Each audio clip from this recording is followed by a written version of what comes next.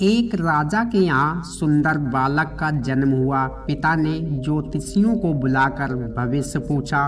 उन्होंने कहा या तो यह सम्राट होगा और या फिर बहुत बड़ा साधु होगा। एक तरह से देखा जाए तो सच्चा सम्राट भीतर से साधु ही होता है।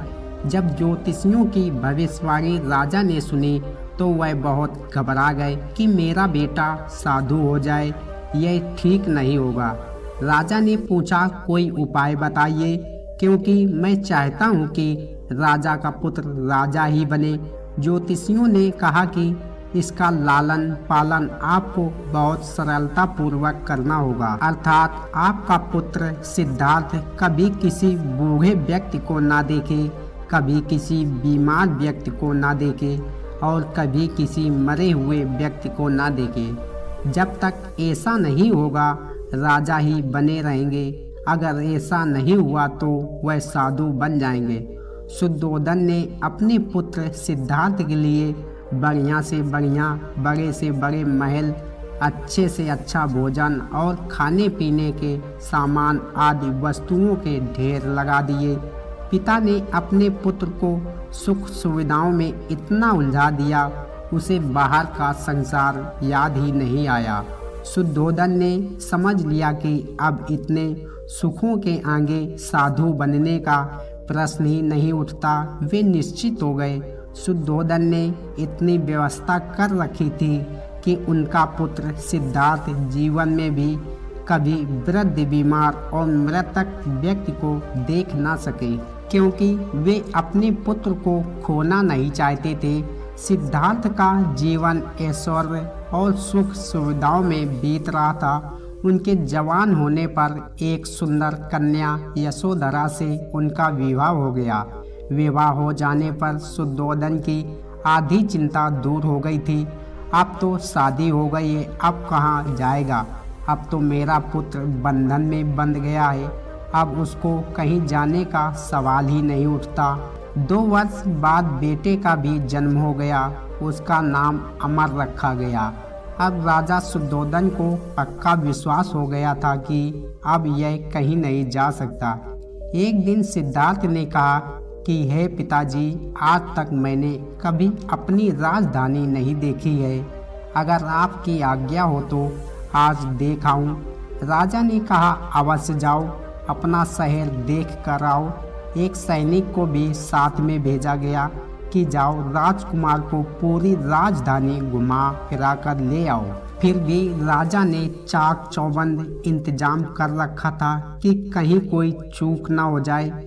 सिद्धार्थ के लिए राजधानी के प्रमुख मार्ग खूब सजाए गए थे, पर घूमते घूमते सिद्धार्थ ने थोड़ा उल्टा मार्ग ले लिया। वे उस मार्ग से गुजरने लगे जहां पर तैयारी नहीं थी, और आज उनको बहुत आश्चर्य हुआ जब पहली बार उन्होंने एक बूढ़े आदमी को देखा, कमर झुकी हुई, हाथ में लाठी लिए और उसके शरीर के चमड़े पर झुर्रियाँ पड़ी थी। वह परेशानी और दुख से बेहाल था। बूढ़े की झुकी हुई कमर को देखकर सिद्धार्थ को एक झटका लगा और सैनिक से उन्होंने पूछा, क्या एक दिन मैं भी बूढ़ा हो जाऊंगा? सैनिक ने कहा, हाँ राजकुमार, हर व्यक्ति के जीवन में 3 अवस्थाएं आती हैं, बचपन, जवानी और बुढ़ापा। एक दिन तुम भी बुढ़ापे की अवस्था में जाओगे।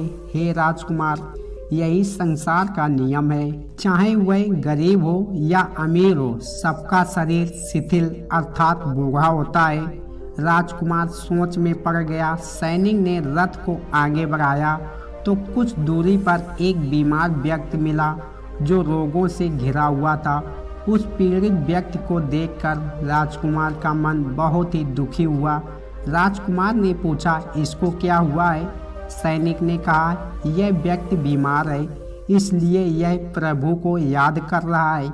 एक संसार में दुख और सुख दोनों आते हैं। यह अपने अपने भाग्य की बात है कि कोई दुखी है और कोई सुखी है। क्या मैं भी कभी बीमार हो सकता हूँ? सैनिक ने कहा, आप यह विचार अभी छोड़ दे, समय बड़ा बलवान होता है।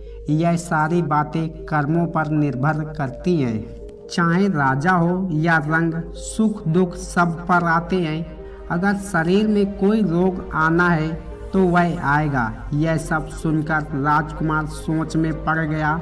सैनिक ने रथ को कुछ आगे बढ़ाया और फिर देखा कि सामने से 4 कंधों के ऊपर एक अर्थी को जाते हुए देखा।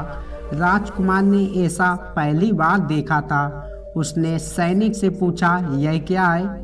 यह आदमी मर गया है। यह एक मुर्दा है। जो व्यक्ति मर जाता है उसको बांधकर शमशान भूमि में ले जाते हैं, फिर वहां पर उसे जला दिया जाता है।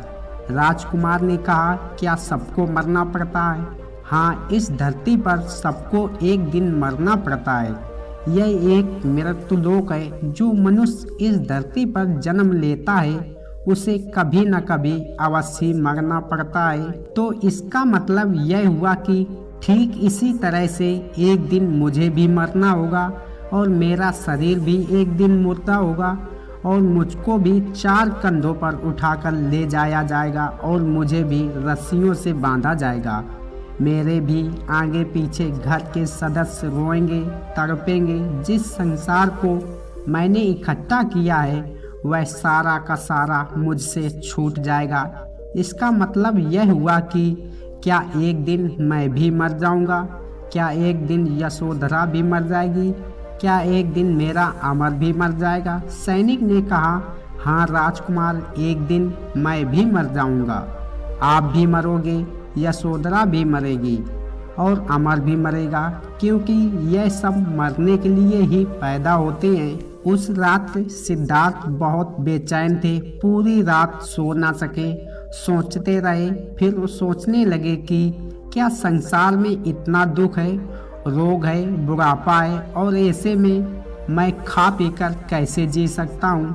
नहीं नहीं, ऐसा मुझसे नहीं हो सकता। मुझे खोजना होगा उस तत्व को जो दुख, पीड़ा और शोक से रहित हो, जो भय, भ्रम और अनंत आनंद से भरा हो, जिसे पाकर फिर और कुछ पाने की इच्छा ना हो। सिद्धार्थ वैराग्य के शिखर तक पहुंच चुके थे। बस उसी रात को उन्होंने घर छोड़ दिया। सैनिक से कहा, नगर की सीमा से हमें बहुत दूर ले चलो। नगर के बाहर पहुंचकर सैनिक को लौटा दिया। फिर कई दिनों तक वन में चलते गए। एक घने पीपल वृक्ष के नीचे बैठ गए। आसन लगाकर ध्यान में हमेशा हमेशा के लिए लीन हो गए।